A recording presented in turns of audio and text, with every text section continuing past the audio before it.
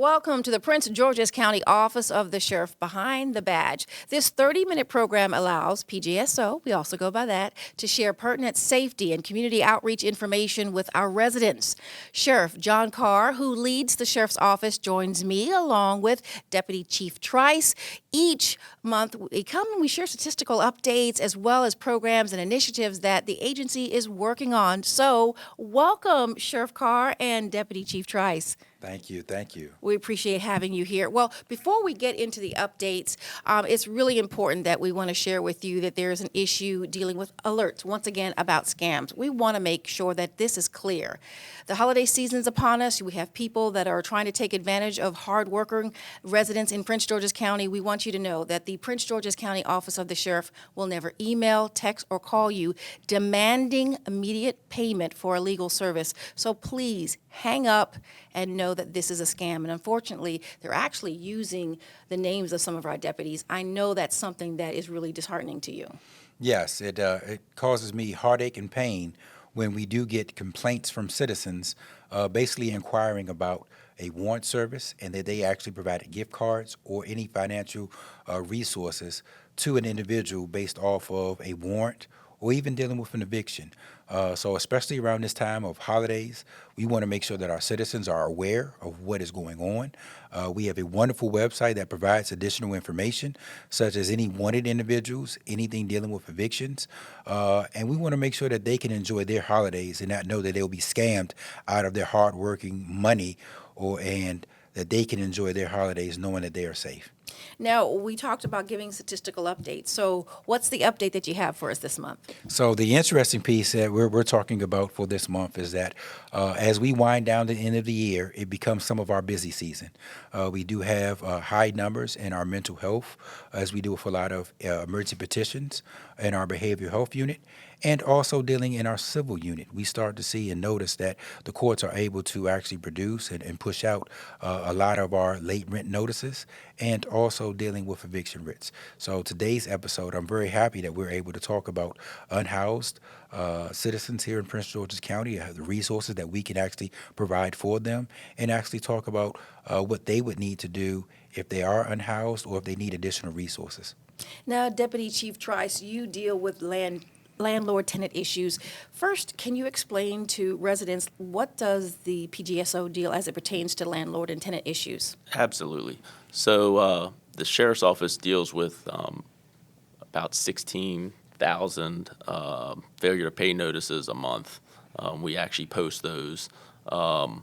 And what happens is that the deputies receive those failure to pay notices, and each individual deputy goes out and actually posts those onto the tenant's doors. That doesn't mean that you're due for an eviction. Basically, what that is that's providing you with a court date for you to go see and speak to the judge. Under Sheriff Carr, we've established that we like to get those out within 2 weeks of receiving them at the Sheriff's Office to allow the tenants to respond and clear their schedule for that court date so they can go there and tell their side of the story. So what we try to do is try to alleviate the process of them receiving an eviction writ. We don't want to put individuals out and make them homeless. That's not what we do here at the Sheriff's Office. We have definitely resorted to asking social services for assistance. We have ERAP. I believe there's still some funding for ERAP, or they're still wrapping up. So what we do is we try to get those failure to pay notices posted weeks prior to that court date, so they can make whatever adjustments they need in their daily schedule so they can attend that court date and hopefully eliminate the actual eviction writ and come you just into the said Sheriff's Office. Eviction writ. So for those who don't know what that means, writ. So when they say writ, it's a warrant of restitution. We call it a writ. And it's basically saying that the property owner can actually take back that property. What people may not know is there is an opportunity, what they call an absolute writ or right, is the fact that if you have been late 3 or more times, that property owner can actually say, I just want to recover the property. So even if you are able to provide funds, that property owner still may be able to recover that property along with the additional funds. So the writ is just basically just a court order. The warrant of restitution is the court order that allows us to actually go out, execute, and remove any of the tenants and recover that property back to the property owner. Is there any need for residents to actually come to the Office of the Sheriff for landlord-tenant issues? No, it's all dealt through district court over in Hyattsville. That would be the best place to go. We do sometimes have individuals, landlords come up to the sheriff's office to want to schedule an eviction. And that's fine, but we have a service now where you can call in and speak to our civil section, and they'll schedule it right over the phone. We are proactive. Yes. When we receive the writs at the sheriff's office, we're immediately within, a couple of days of receiving those writs, reaching out to the landlords to get them scheduled. We try to execute those, or at least get them scheduled within 90 days of the sheriff's office receiving the writ. So, Sheriff Carr, so what's the number one question that people or residents ask you about landlord-tenant issues as it pertains to PGSO? I'm going to say the first thing is, do I have an eviction writ? And that's one thing that coming into office, I wanted to make sure that we were able to try to answer and provide resources to our citizens. We've seen throughout the county illegal evictions being carried out. And they would use the sheriff's office to say that, hey, the sheriff's offices, they're coming today or they're coming tomorrow, and they'll change locks. They'll go in and they'll take the property out of the home and actually recover the property themselves. We wanted to eliminate that and wanted to make sure that the citizens knew their rights and what the eviction process would, how it goes, their rights as far as what they could do, and also understand the resources out here throughout the county. Prince George's County does a wonderful job in providing resources. We have social services. The Emergency Rental Assistance Program. We also have a lot of our nonprofit partners that actually assist. Even our municipal governments do a wonderful job in providing some additional resources to make sure that those who are going through a hard time are able to stay in their homes, and they also have some sort of security that knowing that there is some avenue that they could actually recover their property or stay where they are. So we did a wonderful job in creating an interactive website that actually lists all of the eviction writs that we actually have on hand. So you would actually see the case number, you would actually see the address, and you would actually see the date that we actually received that court order. So when you do see the date that we received that court order, you'll start to see that the sheriff's office may have received it on July 1st or may have received it in August. And it is, currently right now, months later, but it does still take time. And we're going to talk more about that Yes. because we have a very special guest that's going to join us in a few minutes to talk to us about those unhoused. And we're also going to talk about PGSO's blanket and coat drive during the inclement weather. And we'll talk about the moratorium on evictions. Stay tuned. We'll be right back. Diversity is in our nature. It is in nature, too. Biodiversity. It connects us and sustains us. But nature's biodiversity is at risk more than ever before, and the future of all life is in our hands. So what will you do? Love it or lose it? In America, millions of families are facing hunger. After rent and power, I can get groceries. It's sad to say food comes last. Anna from Texas. The Feeding America network of food banks helps provide over 6 billion meals to people in need each year. Together, we can end hunger. Learn more at feedingamerica.org. Welcome back to PGSO's Behind the Badge. Joining us, of course, we have Prince George's County Sheriff John Carr. We have Deputy Chief Trice and Prince George's Council Chair Jolene Ivy. Welcome to the show. Thanks so much for having me, Taylor. Well, I appreciate it. So I get 2 extra guests today along with the sheriff. Sheriff and I are always here, so we love Yes. bringing people to the table. So, the winter months are pretty tough times for everybody, but even so for residents here. And, there's a lot of issues around programs that are available available for the unhoused, that's the terminology they like us to use, and those who may be facing it. I guess the first question I have for my law enforcement guest is, can you tell us the guidelines for eviction in the county during these inclement winter months? So yes, so the guidelines are provided by the district court. If the weather is perceived to not go above 32 degrees, we do not carry out evictions. Severe weather, rain, snow, precipitation, if precipitation occurs, then we do not carry out an eviction.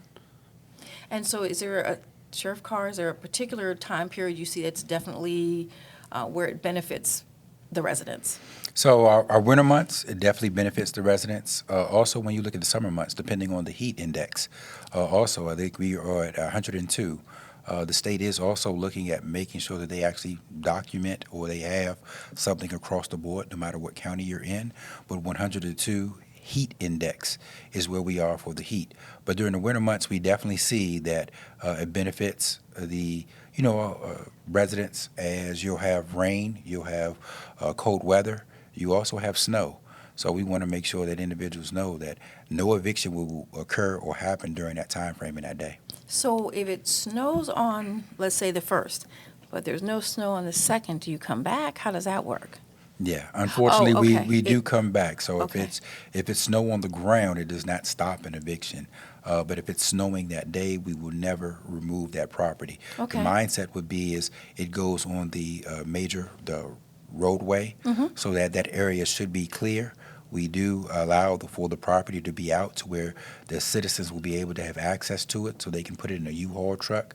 And we're there to just basically make sure that there's no weapons, there's no prescription drugs, there's nothing that can harm any citizen out on the roadway so that they can actually pick up their items and be able to move or transport those items to another location. And Council Chair Ivy, I appreciate you coming on the show. This is all too familiar to you as the head of the chair for the County Council. What's the focus as it pertains to dealing with unhoused? Well, we're trying to figure out how can we better serve people who are unhoused and what more needs to be done. Right now, our unhoused work group, Sheriff Carr has come to be a part of it, which we think it's an important voice to have at the table. But we started by talking to people who are unhoused, currently without a place to live. And we had several people come in and tell their stories. And, it's heartbreaking. And it's people, you might pass them on the street and you would have absolutely no idea that they did not have a home. It's difficult situations for them. One young man, when he was 15 years old, his family just seemed to implode. And there was drug abuse in the home and all kinds of just family failures. And he ended up on the street. And for him, on the street meant couch surfing, sleeping in a car, all kinds of things. I'm not sure if he was physically on the street ever, but he was a very nice young man, really trying to make it. And over time, by the time we met him, he was in his 20s, still having these problems. And so one job that he had found that he thought was really helpful was to work on a cruise ship, because a cruise ship provides housing for you and food. And so, but those jobs are temporary. It's not like you can be on a cruise ship 365 days a year, but it was something that was helpful to him. So it's one way, one way that people deal with it. This other woman we spoke with, she had been employed. She had been doing just fine, but she had a stroke. And that stroke took her out of the workforce and made it impossible for her to really work. So the money that you might get for, if you've lost your job, the problem is if you can't work, you don't get unemployment. Okay? That's something that really shocked me. If you can't work, then you can't get unemployment, because unemployment means that you're able to work, you just haven't found a job. So for someone like that, it's really, really devastating. And she was someone who'd had a decent job, So what help is out there for Well, situations like these? She Jill? was living in a shelter. At Okay. that time, she was at Shepherd's Cove. And, so they do have housing and they do feed you, but, there is no shelter that's going to be like living in your own home. Sure. And one problem that we were able to identify, that we haven't yet identified the solution, not yet, but we're working on it, is people who have some kind of chronic condition, they need to be able to have health care brought into them. Okay. To have to go out to a doctor is really, really difficult, especially when you're already having physical challenges like this woman. She was in a wheelchair at this point, and to be able to pay the money, even Metro Access, is like $4. But $4 to you or me is nothing. $4 to her was everything.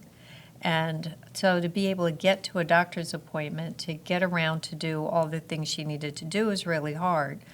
So, there are programs out there to get a new wheelchair, so that was helpful. But the therapy that people might need, physical therapy, mental therapy, that needs to be a part of their living situation. Makes sense. It would definitely help them get out of homelessness permanently. Now, Deputy Chief Trice, hearing stories like this, right, having to come to someone's home and remove them, from the perspective of a law enforcement, what is that like for you guys? It can be rough. We have families too. We see the children that are being put out there on the street, and I know there's a lot of deputies out there that would want to pay that to get them to stay in that home. We have huge hearts. We're human. It's a tough. The Sheriff's Department doesn't like to do evictions. If there's ways around carrying out an eviction, where we can get those individuals assistance and other options for housing, that's what we try to do.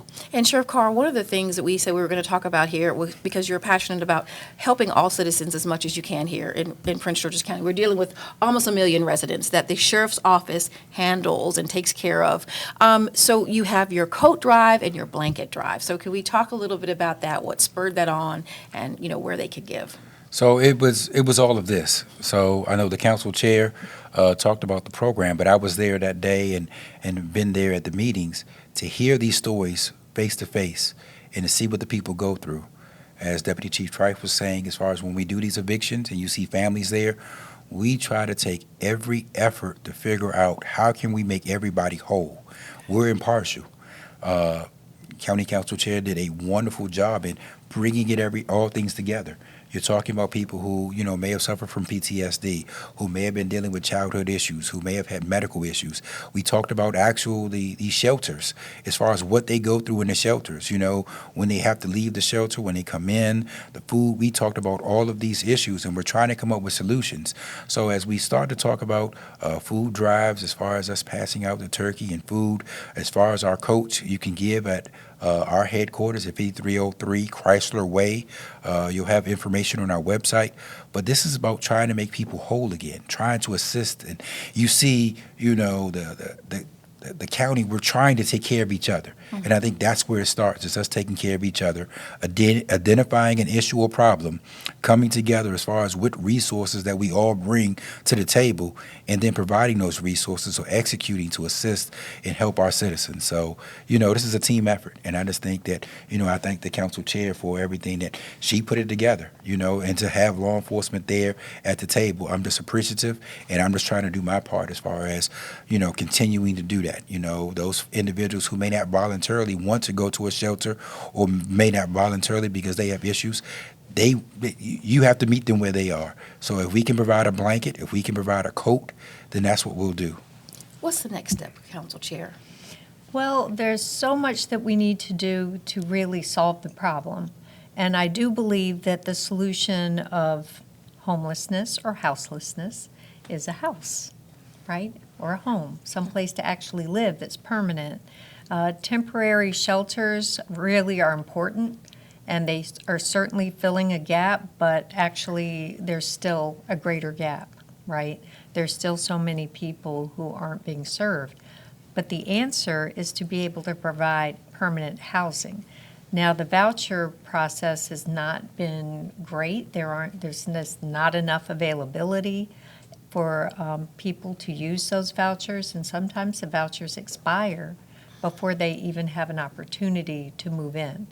So I would, a couple of weeks ago, I would have said, we're going to work with the federal government to come up with a better housing plan and to build like little houses. I really think little houses can be someplace that gives you privacy, security, and, I think they work for people. There are places in the country that use those little houses as a way to help people out of homelessness. But with Donald Trump as president, I'm not optimistic about our ability to get that kind of support. So I am concerned that, we're going to be hamstrung for a while, at least 2 years till the midterms. Where do people in Prince George's County who are unhoused or at risk of being unhoused, where do they go now? Well, right now, they can call the homeless hotline and be able to find out what is available right now. So that'll be able to tell you, yes, there is a spot available at Shepherd's Cove, for example, or the men's shelter. There are places there, it's just I can't tell you when they're going to have an opening. Another facility that we have is Promise Place, which is for young people, like age 14 to 24, because these are young people, a lot of times they're coming out of foster care with nowhere to go, or there's a problem with some people, some families are rejecting their children if they have, if maybe they're gay or whatever. And that is really unfortunate. But these are young kids who end up on the street, and it's just awful. So Shepherd's Cove provides temporary shelter for them. They're trying to move right now. I'm not sure that the neighborhood that is, slated to get them is wildly enthusiastic, and I understand the trepidation. But these aren't people who ended up without a home to live through fault of their own. Sure. And I'm hopeful that that's going to work out. Where they are right now, they're on the backside of Shepherd's Cove. It's a completely separate program, but where they're living now, it doesn't have a kitchen. So all their food is institutional. Excuse me. All their food is brought in from the outside. And that's not really how you want all your meals to be. Yes. I know that like pre-pandemic, I had my first annual, and it turned out to be last annual because of the prices, crab feast for the community. And we had a bushel of crabs at the end that we took to Promise Place. And you talk about happy.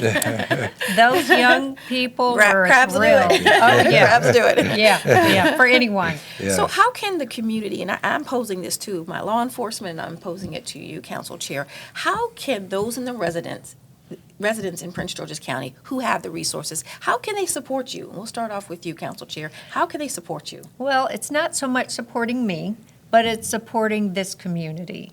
And I think we all have to be realistic and thoughtful about housing.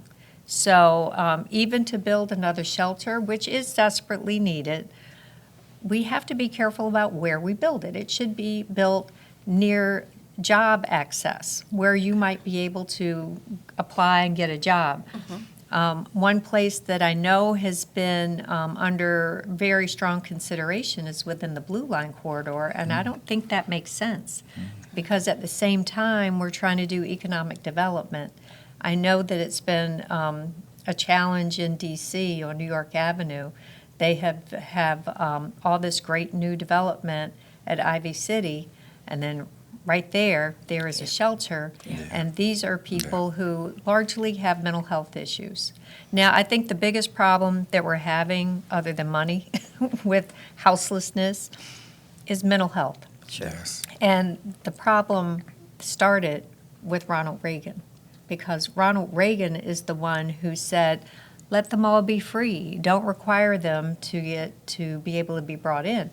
That's why this woman named Michelle, who used to live on the street on Martin Luther King, whether it was 95, 102, yeah. or whether it was 2 degrees and snowing. She was out there, and it was very hard to bring her in because if she said no, she had the ability to turn away help.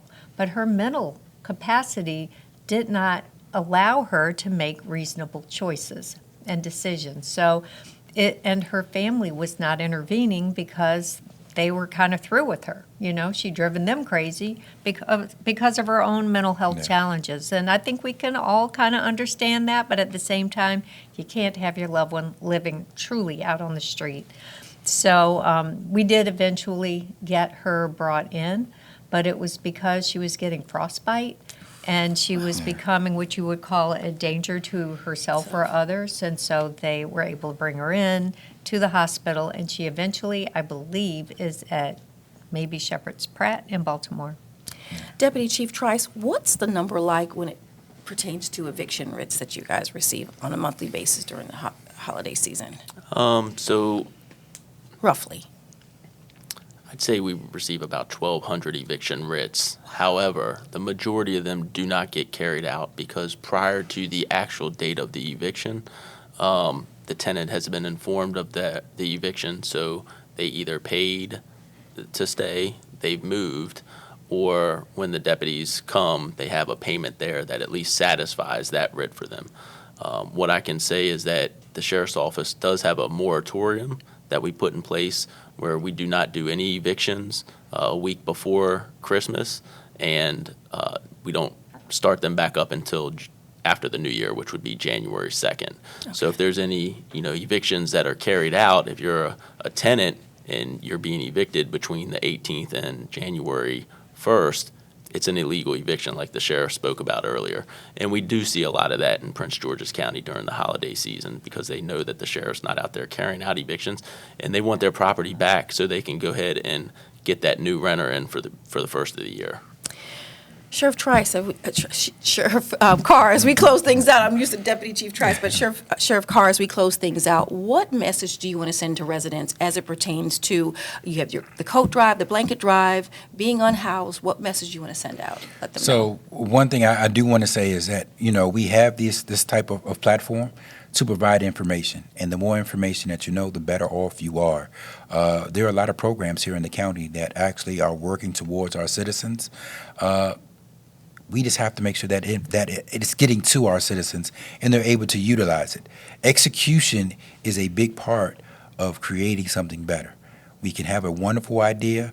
We can provide and have coat drives. We can have festivals and feed folks. But if they don't know where to go and then what to do after that, that's something that I think is huge and big. And I just know that we're moving in the right direction and we'll be able to solve these problems. We know what the problems are. Now it's about executing and trying to bring everything together so that we could actually see a increase in our citizens' lives and to make sure that they're better off. So Sheriff Carr, Deputy Chief Trice, Council Chairwoman Jolene Ivey, thank you so very much for talking to us about this serious issue. I know we only had 30 minutes, but we want to give residents an opportunity to know that you'll be able to get all the information that you need in regards to the websites. Please, we ask you to follow the Prince George's County Office of the Sheriff online at pgsheriff.com or on the app. In the App or Google Store, you can find it right there free of charge. It also allows you to connect with our various bureaus and get information and numbers to the services that we offer. And you can also follow us on all of our social media platforms at Prince George's County Office of the Sheriff on IG, Facebook, YouTube, and guess what? Yeah, TikTok. And of course, we're going to have some information too for the Council Chair, Jolene Ivey. We'll have it all posted. Again, thank you so very much for your information. Thank you, Taylor. And I hope you guys have a great new year.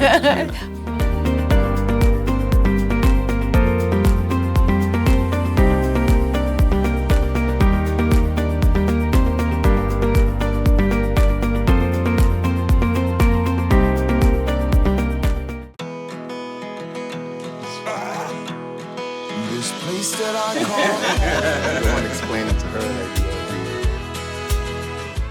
If you love them enough to crawl into a play place to get them to come down, then surely you'll check nhtsa.gov/the right seat to make sure they're in the right car seat.